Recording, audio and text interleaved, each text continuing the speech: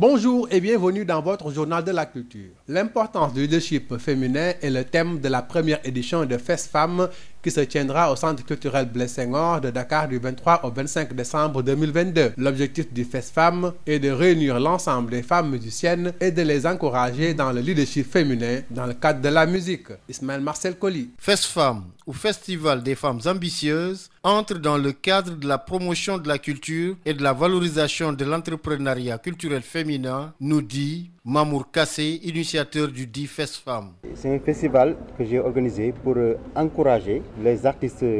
féminins et particulièrement ces 12-là que j'ai choisis, qui ont la particularité d'avoir des groupes qui sont accompagnés avec des musiciens, ce qui n'est pas évident dans le milieu. Donc c'est ce qui m'a poussé en fait à organiser ce festival pour donc les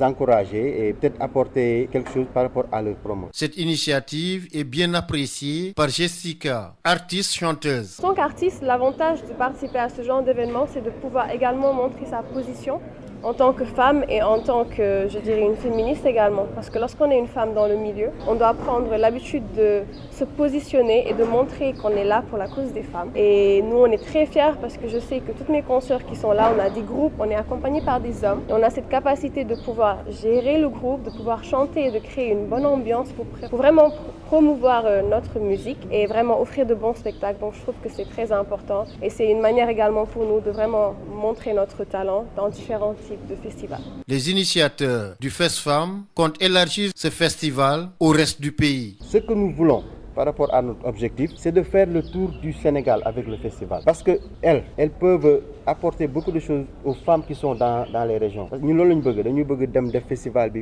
partout au Sénégal. Parce qu'il y a beaucoup de choses à dire. Le festival, nous voulons des régions, sensibiliser les filles, mariage précoce, les exclusions. Comme ça, nous sommes Dakar organiser les filles. Après, nous allons faire à Osadio, Jiguenchor, Tamba. Retenez que la cérémonie de lancement du dit festival aura lieu le 23 décembre prochain, suivi d'un panel sur le thème de folklore, de la danse, mais aussi d'un hommage qui sera rendu à Dabassar, directrice de Africa Fête. Et puis, parution de l'ouvrage Les cycles politiques, un ouvrage de 160 pages consacré à plusieurs hommes politiques sénégalais qui ont fait l'histoire, Waldo Ndiaye, Abdoulaye Seck et Abdoulaye Ly. 3 personnalités qui ont marqué l'histoire politique du Sénégal et qui ont pu fonder un Sénégal moderne et qui se sont tous battus pour l'indépendance. Un ouvrage collectif écrit par des Sénégalais qui ont voulu recontextualiser cette histoire politique du Sénégal, nous dit Pape Sadio Thiam, journaliste, enseignant-chercheur en sciences politiques, co-auteur de l'œuvre. Il est au micro d'Ismaël Marcel Colli. Le docteur Abdoulaye Ly, Waldo Ndiaye et le docteur Assane Seck. Donc ce sont 3 personnages principaux qui ont marqué l'histoire politique de ce pays, qui ont fondé un Sénégal moderne,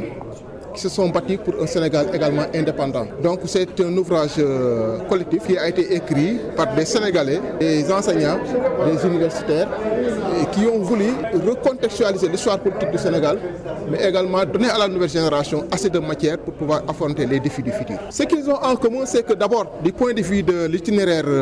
intellectuel, c'est des docteurs. Ce qu'ils ont en commun, c'est que ils se sont battus pour l'indépendance du Sénégal. Ce qu'ils ont en commun, c'est qu'ils ont bâti un État moderne. Aujourd'hui, quand on parle du Sénégal, on ne peut pas parler de ce pays sans faire référence à ces 3 personnalités qui ont bâti un État, qui ont écrit l'histoire politique du Sénégal, qui ont mis en place un État moderne. Cette idée est née de l'initiative de Pathé Mbodj, le doyen Pathé Mbodj, que tout le monde connaît, qui a une maison d'édition, qui avait décidé au cours d'une discussion, dans des échanges comme ça, de consacrer un ouvrage à ces 3 personnalités de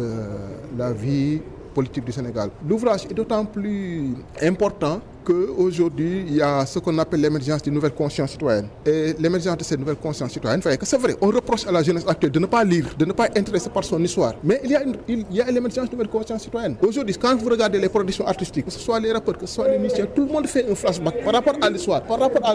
à ce que nous avons vécu. Donc ces initiatives-là doivent être accompagnées par ces genres de manifestations, par ces genres d'initiatives qui vont permettre à notre jeunesse de pouvoir s'imprégner de son histoire. Parce que qui connaît son histoire, connaît son pays, connaît son vécu. C'est la fin de votre journal de la culture. Merci de l'avoir suivi. dal leen ak jàmm ki seen xibaaru mbatit lan mooy njëriñu taxawaay jigéen ñi rawatina ci wàllu musique ak art lu ni mel mooy thème festival bi nga xam ne ñu ngi ko dippee FESFAM te war a am ci centre culturel Blaise Senghor dalee ko ñaar fukki fan ak ñett jàpp ñaar fukki fan ak juróom ci weeru décembre bi ñu nekk. li tax a jóg festival bi nag moo di fësal liggéeyu jigéen ñi nga xam ne ñu ngi ci wàllu art bi rawatina ci wàllu musique bi te di ki def liggéey bu mucc ayib Ismaïla Marcel Coly demoon na teewee wàccaayu événement bi le mbébét bi le festival bu ñu woowee festival des femmes ambitieuses mooy fexe ba jàppale jigéen yi nga xamante ne ñu ngi yëngu ci wàllu musique te ñu xarañ ci lool te am seen groupe bopp ki ñu xamal lu ñu mel mooy kii di Mamour Kassé doon initiateur bu bile festival. festival bi ñuy wax ni festival des femmes ambitieuses dañ ko def jagleel ko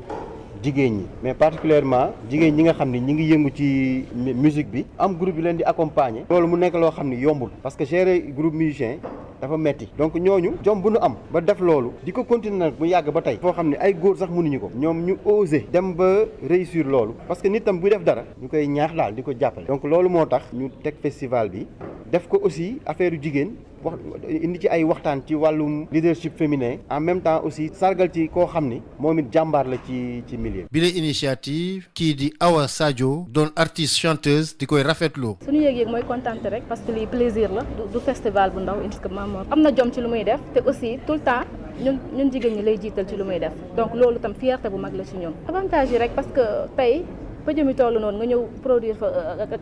sa live band ñu la xamuloon dinañ la xam plus la daal ñu la xamuloon nañ la xam te aussi ñu la musta gis dinañ la gis donc loolu avantage bu mag la ci bépp artiste. initiateur bi lay FESFAM fas yéene nañu wéyal lu ñu mel ci Sénégal wërngal këpp. suñu mbébét daal ci festival bi mooy bu ñu ko defee Dakar incha allah yeneen édition yi ñu koy déplacé ci région yi bu ko defee ñoom comme te ñoom dañoo yor baat nit ñi di leen déglu dinañ mun dimbali ña nekk ci gox yooyu sensibiliser leen si yenn problème yi nga xam ne jigéen ñi ñi ngi jànkonteeg ñoom ci mel ni xale yi ñuy teel a may ñuy sëy ñu jëkkër yi di dóor seen jabar yi exclusion mais ba ci sax ay développement jigéen dafa war a liggéey yooyu yëpp ñoom donc war nañ mën a wër Sénégal pour sensibiliser jigéen ñi. jàppale ne cérémonie d'ouverture bu bile festival dinañ ko amal ñaari fukki fan ak ñett ci weeru décembre bu ñu jëmal ci centre culturel Blaise Senghor ñu toftal ci benn panel dina am it folklore dina am fecc dina doon it occasion pour ñu sargal kii di Daba Sarr di directrice Africa Fête. jóge ci loolu wax ci téere bi nga xam ne gën nañ ko dippee ko les cycles politiques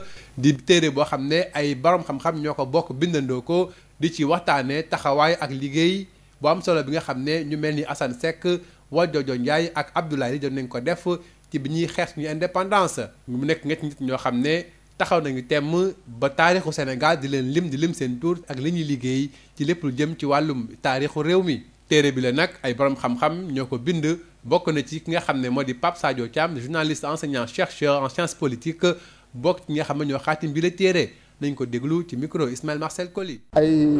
kàngam lañu ay homme politique lañu ñoo xam ne nii ñoom ñoo tabax Sénégal ñoom ñoo xeex ba Sénégal am indépendance ay nit yoo xam ne nii sur le plan intellectuel sur le plan politique Sénégal daf leen ni ndamoo muy le docteur Assane Seck le docteur Abdoulaye Ly mais également le docteur Valdiodio Ndiaye ñu ñetti nit yoo xam ne nii ci taarixu réew mi dafa am lu rëy loo xam ne dañ ko fi def daal donc ñu consacré loon benn livre boobu tamit tey moom lañ doon def cérémonie de dédicace bi donc idée livre bi mi ngi ko cosaanoo ci Pathé Mbodj ñëpp xam ko muy journaliste bu mag di doyen moom moo toog ba si yàgg comme dans le cadre de son journal qu'on appelle le journal Le Devoir te doon def ay des séries de portraits sur les personnages qui ont marqué l'histoire politique du Sénégal bon à un certain moment il s'est dit que il était de bon ton que ñu bind benn livre boo xam ne ni dina retracer l'histoire politique donc mënoo jël benn livre nga bind ci ñëpp mais daf ci tànn ñetti nit yoo xam ne nii ñetti nit yooyu ñoo marqué l'histoire politique du Sénégal muy ñi ma lim sànq ñu consacré leen téere bi tey jii nii mu nekk téere boo xam ne nii peut-être étudiants yi ak historiens yi dina leen mën a jël suba waaw li ñu bokk mooy que ni d'abord c'est des docteurs ñoom ñett ñëpp c'est des docteurs ñoom ñoo bokk benn période bi ñu vivre ils sont bâtis pour l'indépendance du Sénégal ils ont bâti un état moderne maanaam état bu ñuy wax Sénégal moderne ñi ñoo tax ñuy wax tey jii nii quoi Sénégal nag léegi dafa bindoo noo xam ne nii léegi mbir mi dafa changé jeunes yi de moins en moins dañuy lire jeunes yi ñu ngi vivre ce qu'on appelle la civilisation de l'image loolu malgré loolu am na li may wax sànq ne y a l'émergence d'une nouvelle conscience citoyenne booy xoolee production artistique yi ngay xool production musicale lépp léegi nit ñi ngi delluwaat seen cosaan di xoolaat seen histoire mais loolu dañ ko war a accompagner par ces genres d'initiative là waaw ñoo ko war a accompagner daal. fii la ngi ndar keppee seen xibaaru mbàttit jërë ngeen jëf ci déglu bi.